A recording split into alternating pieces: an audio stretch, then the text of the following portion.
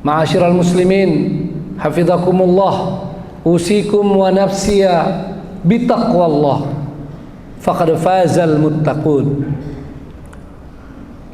Sidang jamaah Jumat yang dimuliakan Allah SWT, khatib berwasiat pada diri khatib dan pada jamaah sekalian untuk kita senantiasa menjaga dan meningkatkan ketakwaan kita kepada Allah Subhanahu wa Ta'ala dengan terus berusaha mengikuti, menjalankan perintah-perintahnya, meninggalkan larangan-larangannya. Dan tentu itu bisa ketika kita selalu mempelajari ajaran Islam yang membawa kita untuk tahu secara jelas, paham dengan baik tentang apa ajaran Islam yang harus kita ikuti dan apa larangan-larangan yang harus kita tinggalkan. Termasuk dari kisah-kisah para anbiya, para rasul dan orang-orang soleh yang berserta mereka, termasuk keluarga-keluarga mereka yang dipilih, sekali lagi yang dipilih oleh Allah SWT untuk menjadi teladan bagi orang-orang yang beriman. Di antaranya adalah Nabiullah Ibrahim alaihissalam dan keluarganya yang diabadikan kisah-kisah mereka begitu banyak dalam Al-Quran dan juga dalam sunnah Rasulullah Sallallahu Alaihi Wasallam. Kita masih di bulan Zulhijjah, dan sebagaimana lazimnya di bulan Zulhijjah, orang akan selalu teringat akan kisah Nabiullah Ibrahim dan keluarganya, karena memang dua peristiwa penting dalam bulan Zulhijjah ini tidak terlepas dari kisah mereka, yakni tentang haji dan tentang Idul Adha. Tentu di khutbah yang singkat ini tidak akan kita bahas semua itu, tapi kita akan mencoba beberapa pelajaran dan teladan dari keluarga tersebut yang mungkin sangat kita perlukan di dalam kehidupan kita. Yang pertama adalah keluarga ini paling banyak mengalami ujian. Jadi bukan saja ujian pada Nabiullah Ibrahim AS, ya, sebagai ulul azmi. Ulul azmi, anbiya yang 5 sebagai penghulu para rasul, itu memang salah satu maknanya adalah paling banyak mendapat ujian.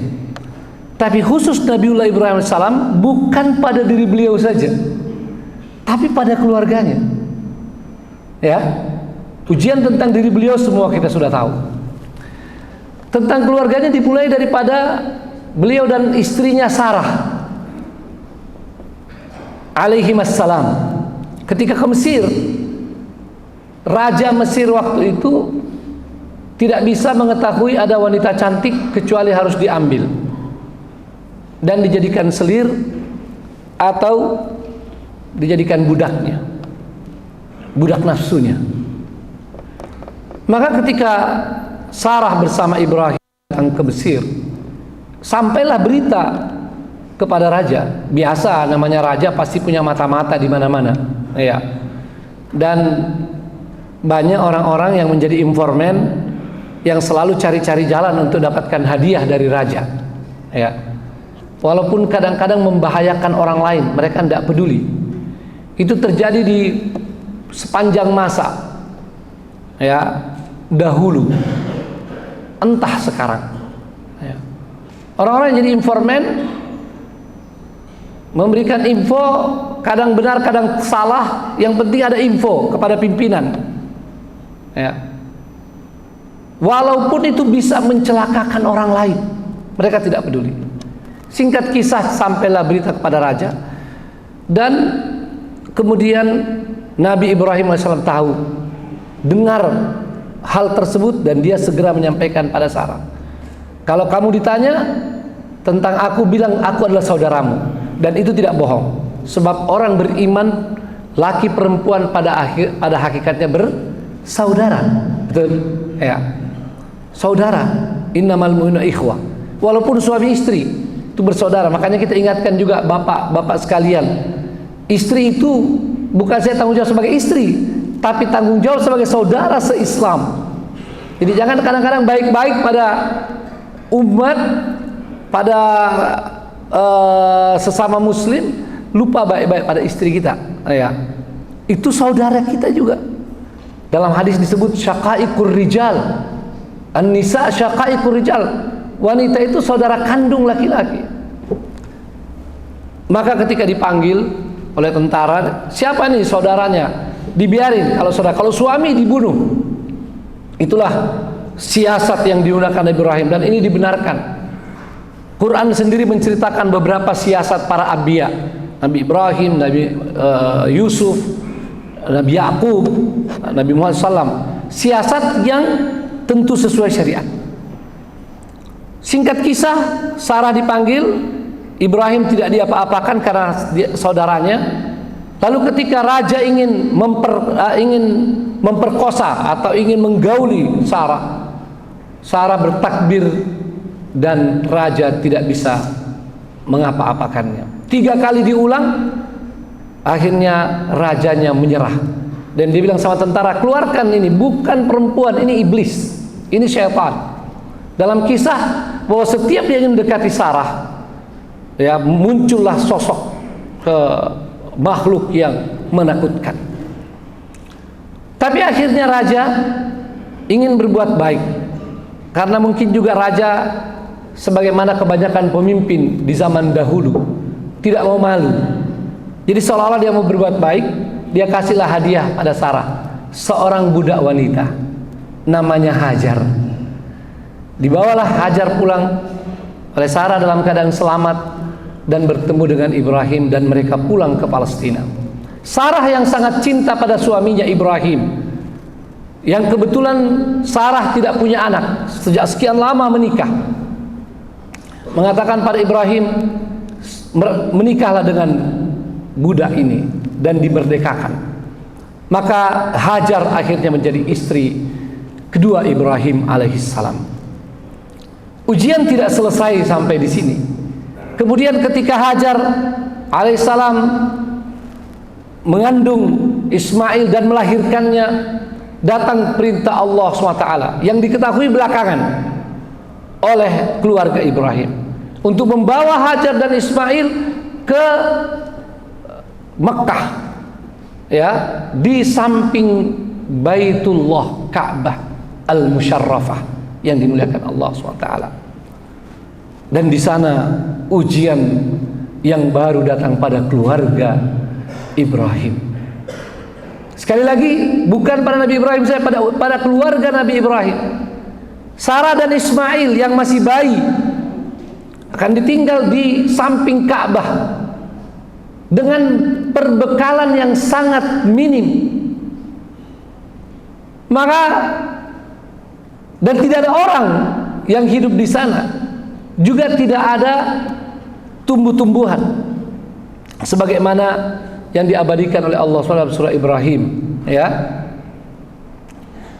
Inni askantu min dzurriyyati biwadin ghairi dzi zar'in 'inda baitikal muharram. Aku meletakkan keluargaku, ya, di satu lembah yang tidak ada tanaman-tanaman dan juga tidak ada orang, ya, di samping rumah Allah Ka'bah Baitullah. Sarah Hajar alaihissalam tentu sangat berat untuk ditinggal. Bertanya berkali-kali kepada Ibrahim, apakah engkau akan meninggalkan kami di sini yang tidak ada makanan, minuman, tidak ada orang? Nabiullah Ibrahim sebagai suami yang sebetulnya sangat cinta pada istri dan anaknya tidak bisa menjawab. Dan ini memang salah satu problema suami. Ketika pertanyaan itu general, sering susah menjawab. Apakah engkau akan meninggalkan? Sebetulnya Ibrahim akan mengatakan iya, tapi tidak tega mengatakan iya. Ya. Karena kok bisa mau meninggalkan di sini tidak ada tanaman, minuman, tidak ada manusia. Maka diamlah Ibrahim alaihissalam. Lalu kemudian sang wanita yang cerdas ini, Hajar alaihissalam, merubah pertanyaannya dan nanti sampaikan pada istri-istri, pada putri-putri bapak, bahwa kalau suaminya tidak bisa menjawab pertanyaan, coba rubah dengan pertanyaan yang lebih mudah. Hajar bertanya, apakah Allah SWT memerintahkan engkau meletakkan kami di sini? Ya, itu pertanyaannya sekarang. Kalau tadi susah dijawab, apakah engkau akan meninggalkan kami di sini? Itu susah Ibrahim jawab. Gimana? Mau bilang iya, tidak tega. Mau bilang tidak, memang akan begitu. Tapi ketika Hajar merubah pertanyaannya, adakah ini perintah Allah SWT? Maka Ibrahim alaihissalam walaupun tentu saja tidak mudah, bisa langsung jawab, naam, iya, ini memang perintah Allah SWT. Dan ternyata sangat luar biasa keluarga Ibrahim mendapatkan penjawaban ini, langsung ada ketentraman di dalam hati Hajar. Walaupun terbayang betapa sulitnya keadaan, karena ini perintah Allah yang maha kuasa, lagi maha penyayang dan maha adil. Hajar mengatakan, idzan la yudai'un Allah, tidak ada masalah, berangkatlah, tinggalkan kami, karena Allah tidak akan menyanyiakan kami. Suatu keyakinan, suatu iman yang luar biasa dari seorang wanita Hajar yang mungkin tidak bisa disamai jutaan laki-laki dalam iman dan keteguhan. Hati mereka, hatinya. Dan Nabiullah Ibrahim AS akhirnya berlalu. Adakah ujian itu selesai? Belum. Panjang kisah tentang ujian ini, tapi yang paling fenomenal dan puncak daripada ujian pada keluarga Nabiullah Ibrahim adalah ketika Nabiullah Ibrahim melihat dalam mimpinya menyembelih anaknya yang sudah tumbuh remaja, dan semua orang yang sudah punya anak tahu bagaimana anak yang tumbuh remaja, anak soleh, ya, dengan penampakan yang begitu menyenangkan, tiba-tiba dapat wahyu menyembelih anak. Sekali lagi ini ujian buat keluarga Ibrahim.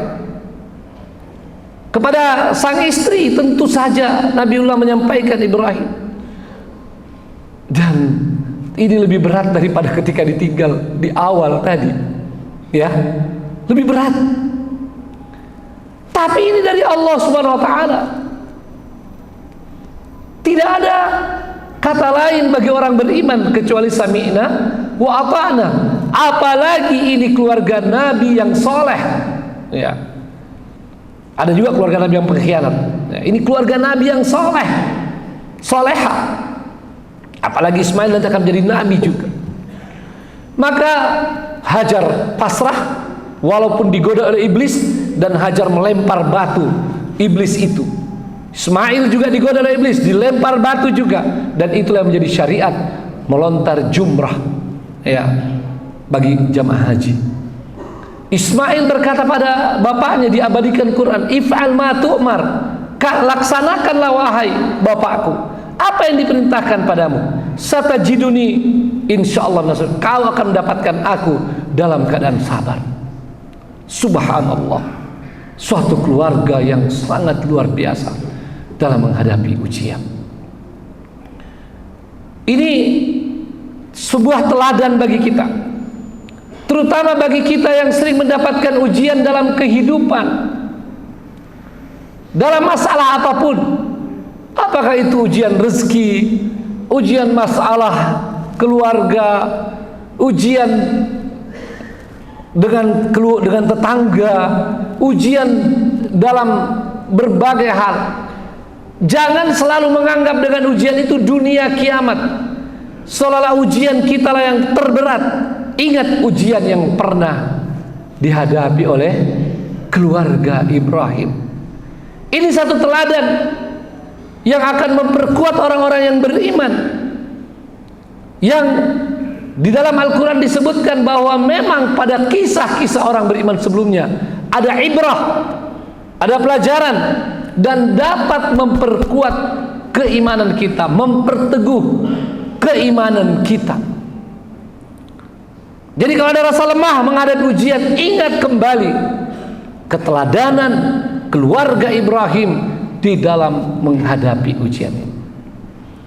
Nah, untuk selanjutnya kita akan ambil pelajaran tentang bagaimana kekuatan iman dan tawakal itu. Semoga Allah SWT menjadikan kita sebagai orang-orang yang senantiasa siap menghadapi ujian karena yakin itu datang dari Allah Subhanahu wa taala. Barakallahu li wa lakum fil Qur'anil azim wa nafa'ani wa iyyakum bima fihi minal ayati wa dzikril hakim. Aqulu qawli hadza wa astaghfirullah li wa lakum wa li sa'iril muslimina min kulli dhanb fastaghfiruhu innahu huwal ghafurur rahim.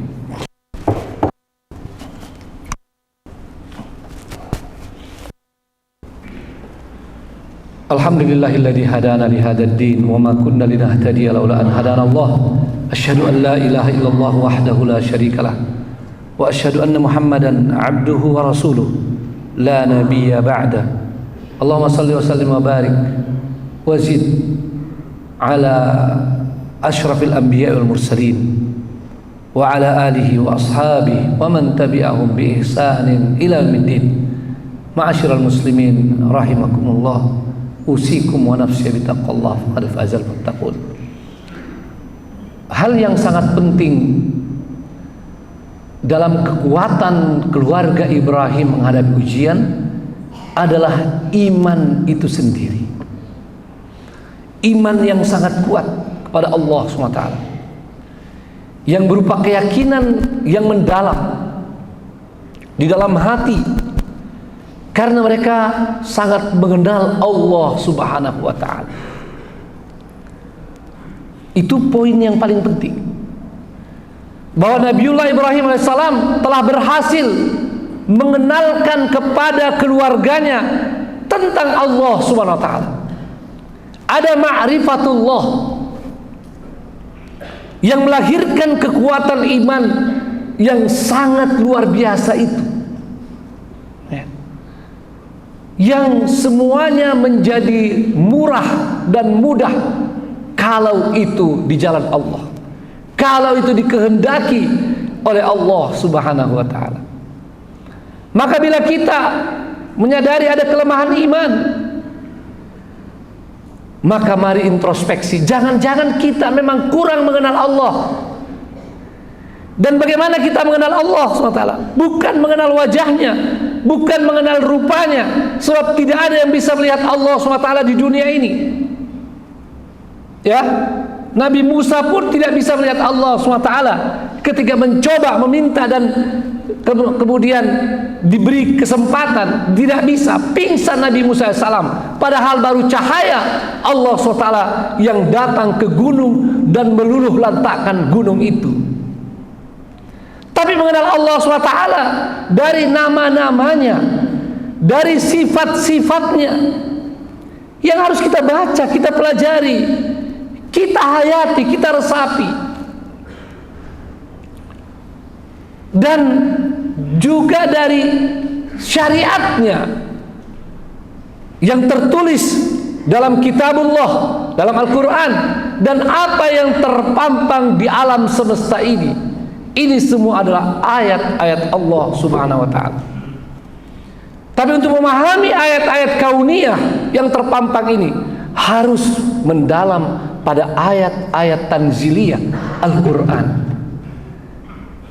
Maka ketika kita kagum kepada keluarga Ibrahim akan kekuatan mereka menghadapi ujian, kekuatan iman mereka, maka mari ikuti jalannya dengan selalu belajar mengenal Allah SWT, mengenal syariat Allah SWT, agar iman ini menjadi kuat. Sebab jalan terbaik untuk memasukkan iman dan memperkuat iman adalah melalui ilmu itu, melalui ilmu Al-Quran. Lihatlah Nabi SAW dalam surah Az-Zuhruf dijelaskan, tidak tahu tentang iman dan tentang kitab kecuali setelah wahyu turun. Wa kadzalika auhayna ilaika ruhan min amrina ma kunta tadri mal kitab wal iman. Jadi yang mau kuat imannya tapi tidak tahu syariat, tidak mau belajar, tidak mau mengenal nama Allah, sifat Allah, nonsen. Harus belajar. Sekuat apapun kita ibadah, walaupun sangat penting untuk menambah iman kita dan amal kita, tapi sekuat apapun ibadah, kalau ilmu kita kurang mengenal Allah SWT, iman tidak akan menjadi kuat sebagaimana mestinya. Dan kalau iman kuat, keajaiban itu bisa diwujudkan. Jangan bilang itu keluarga Nabi dan itu dahulu, hari ini pun bisa diwujudkan. Lihat saudari-saudari kita di Gaza, di sana telah lahir Hajar baru di abad ini. Hajar ini nama orang, bukan Hajar bahasa Indonesia ya. Telah lahir Siti Hajar baru. Lihatlah video wanita-wanita Gaza yang begitu kuat dengan ujian itu, seolah-olah telah lahir Siti Hajar baru yang rela mengorbankan anak mereka berapapun di jalan Allah Subhanahu wa ta'ala. Tidak takut mereka kepada Zionis dengan segala tentaranya, dengan segala kebiadabannya, pembantaiannya, mereka tidak takut. Ditawari untuk hijrah keluar dari Gaza, mereka tidak mau. Mereka memilih kemuliaan. Mereka memilih kemuliaan iman dan kemerdekaan daripada kehinaan. Jadi bukan hal baru, bukan hal yang lama saja. Karena iman ini kapanpun dan dimanapun bisa melahirkan kekuatan yang luar biasa. Dan itu salah satu pelajaran penting, bahwa keluarga Ibrahim adalah keluarga pejuang, dan perjuangan mereka karena iman yang kuat, yang sekarang secara live nyata kita saksikan pada saudara-saudari kita di Gaza, Palestina. Dan ini poin yang harus kita ambil dalam keteladanan keluarga Ibrahim. Mereka adalah keluarga pejuang. Dalam diri mereka yang terpenting adalah perjuangan. Hidup ini penting, betul ya, tapi bukan itu yang terpenting. Hidup ini penting, cari nafkah, hidup yang layak penting, tapi mereka tahu perjuangan itu adalah yang terpenting. Bukan hidup untuk hidup, tapi hidup untuk perjuangan. Dan disitulah kemuliaan. Ini dahulu adalah kehidupan nenek moyang kita. Ketika Indonesia masih dijajah, mereka rela dengan semboyan merdeka atau mati, hidup mulia atau mati syahid. Itu yang diwariskan pada kita sehingga kita bisa merdeka. Sayang kalau hari ini kita anak cucu pejuang tapi menjadi pecundang-pecundang. Ketika saudara-saudara kita dibantai di Gaza, kita tenang-tenang saja, kita tidak sedih sedikit pun, dan tidak tergerak untuk berpikir seperti apa kita harus merasakan dan membantu saudara kita.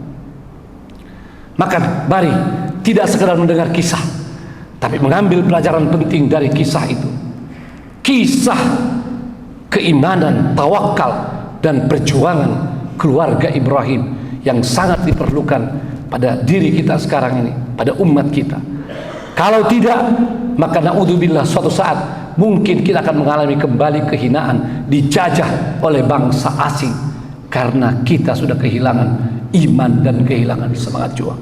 Naudzubillah min dzalik. Dan mari kita banyak berdoa kepada Allah SWT agar kita dihindarkan dari hal tersebut dan kemudian kita diselamatkan serta diberikan iman yang kuat dan diberikan keselamatan dunia akhirat. Allahumma ghafir lil muslimina wal muslimat, mu'minina wal mu'minat, al ahya'i minhum wal amwat, innaka sami'un qaribun mujibud da'awat ya qadi al hajat.